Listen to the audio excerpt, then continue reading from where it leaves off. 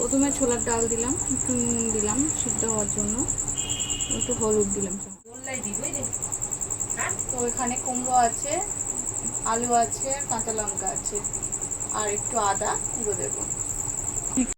এখানে চাল একটু ধুয়ে নিয়েছি, আর সাথে আছে পনিরও দেব। তো পনিরটাকে এবার ভাজবো। তো দেখতে থাকো ভিডিওটা কেমন হচ্ছে। তেলটা আমি গরম করতে দিয়েছি, এখানে পনিরটা ভাজবো। তো দেখো এখানে একটু হলুদ নুন দিয়ে দিলাম, তো দেখাতে তোমাদেরকে ভুলে গেছি। তো তারপরে পনিরগুলো ছেড়ে দিলাম।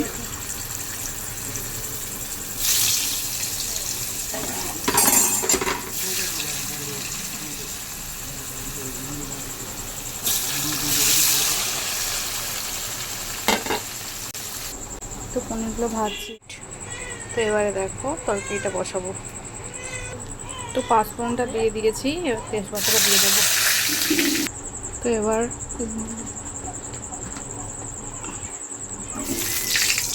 আলুটা এটা দিয়ে দেবো।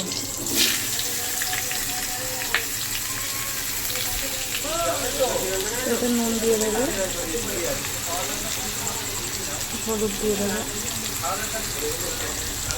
একটু হলুদ লাগবে, নুনও লাগবে। এটা নাড়িয়ে নিচ্ছে এবারে, ভালো করে কষাতে হবে।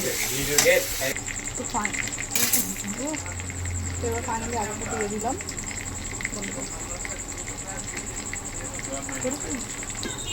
তো এবার জিরের গুঁড়ো আর ধনের গুঁড়োটা তো দিয়ে দিলাম।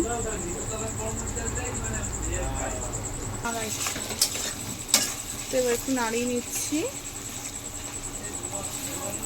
তো ফাঁটা দিয়ে দিচ্ছি, চাল আর ডাল যেটা ভিজিয়ে রেখে দিয়েছিলাম সেটা দিয়ে দিচ্ছি। তো চাল আর ডালটা ভিজিয়ে রেখে দিয়েছিলাম খানিক্ষণের জন্য মশলার মধ্যে, ওগুলো তরকারিটার মধ্যে দিয়ে দিচ্ছি। এবারে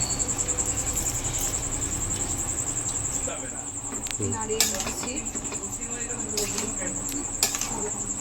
তো এটাকে নাড়িয়ে নিচ্ছি এবারে। তো এদিকে হাঁড়িতে জল বসাতে দিয়েছি, সব দিয়ে দিলাম।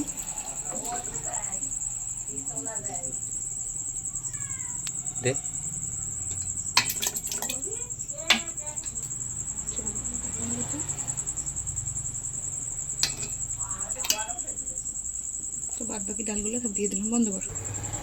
তো চিমটা দিয়ে দিলাম। আমার দেওয়া হয়ে গিয়েছে। তো আমি দেখাতে না ভুলে গেছিলাম, পনিরটা দিয়ে দিয়েছি। তো তারপরে দেখতে থাকো। তো একটু নুনটা দিয়ে দিচ্ছি।